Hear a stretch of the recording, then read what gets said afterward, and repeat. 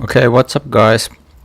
This is a quick tutorial on how to animate this rigged character that we've been using. And you can download this character from the description of this video as well. So when you first open up the file, you should see something like this.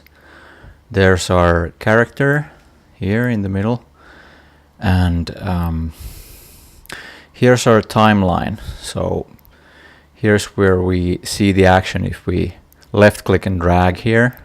If we would have some keyframes on the character, we would see the action here. And we can see there's something going on here. There's something, a menu here in the middle. We can get rid of that by hovering our mouse over here on the corner where it has these three stripes, and then you see that cursor turning into this rectangle, and that's when you should left click and drag up. So you're dragging up towards the menu you want to have disappeared. So I'm gonna drag this up here, it turns gray. I'm gonna release my left mouse and it's gone. So the menu in the middle is gone out of the way. Okay, so what about animating this character? So if I hold my middle mouse button down and drag, I can move around this character, and if I hold down shift and move my middle mouse button, I can pan like this. And if I ever lose my middle point, if I'm, for example, somewhere like here, and I need to go back, I can press delete on the numpad, which should be on the right of your keyboard. So press delete, and the last selected object will be your center of focus now. So in this case, it's this bone. And so this character is controlled by this rig, which you see here. It's currently in X-ray mode. So if we select the armature here, for example this spine bone, we could go here on the right and choose this armature menu, and we could untick X-ray, which hides the armature. But we're going to animate this, so we're going to need X-ray on. Alright, and the way we animate this is we should be in pose mode all the time if we want to animate. So pose mode is one of the modes. One is object mode, where you can move the whole armature. If I have my armature now selected, it's orange, and I press G, and if I move my mouse, I can move the whole armature. And if I right click here, it'll snap back to the original position where I started. But if I press G and left click, it'll approve the new location, and that's set. But I can always go back with Ctrl Z like this. Okay, let's go back to pose mode and start posing this hand. So I right click to select it. This upper arm turns blue, and I'll hit R and Y. So with R I can rotate. So if I right click on this bone and hit R, I can rotate the bone, but it's now only turning depending on where I'm looking at it from. So if I want to be more precise, I would lock the axis. So I would, for example, lock this movement rotation on the x-axis. I would press X now. So now it's rotating on the x-axis. Okay, and left click to approve that location. Okay, I'm moving with my middle mouse button here and holding down shift and moving with my middle mouse and maybe rotating this upper arm again. Rotate R on the Y axis. So now it's like that. Let's try to put the other arm the same way. So slightly rotate this, select it by right clicking on it and hit R and Y.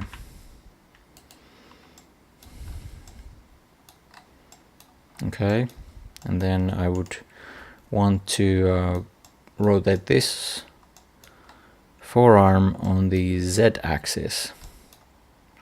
So I would hit R and Z, so it rotates nicely like that. And then rotate on the X axis again, R and X, rotate like that. Okay.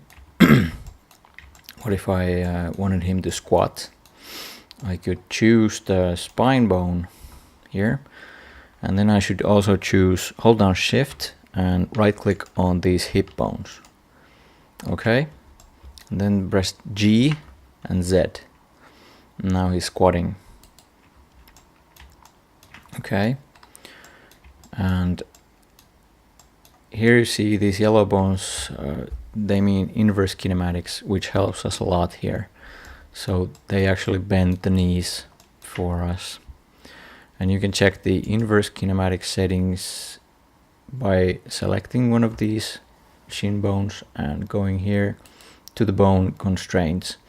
You can see it's got an IK constraint, while every other bone doesn't have any constraints. Okay, but this is another story.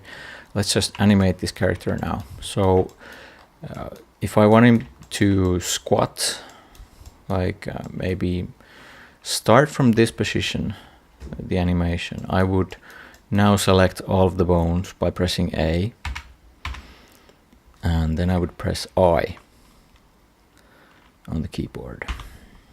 And then I get this menu. Blender asks me if I want to do location keyframe, rotation keyframe, scaling keyframe, or both location and rotation keyframe.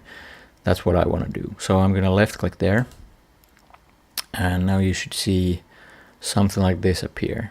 So your keyframes are here on the dope sheet. And let's go further on our timeline. Let's go to maybe frame 20, and let's make him stand back up. So I'm gonna hold down shift and right click and select these bones, and I'm gonna press G and Z to move him up. Okay, and then I would like to have the hands on the sides of his body, so I'm going to right click to select the upper arm and rotate it with R on the Y axis. So R and Y. Okay, and then rotate this bone on the X axis, R and X, like so. And maybe once more R and Y. There we go. Okay, R and Y here. Right click to select the forearm, R and X, and R and Y. There. Now let's select all the bones again and hit I and add a location rotation keyframe. And the way you can select all the bones, by the way, is by pressing A. First it deselects everything, and then you press A again, and then you select everything. Okay, and now let's copy these keyframes from the end.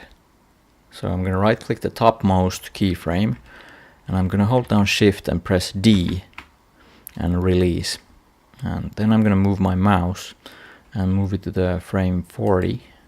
Okay, now if we left click and drag here, we should see an animation. So now if I go to my render settings here, and I set up my end frame to be 40, and then I play my animation by holding down Alt and pressing A once. I can see it's looping nicely. He's doing this gymnastics movement. So that's the end of the tutorial. I hope it helps you out with your animation of rigged characters. All right.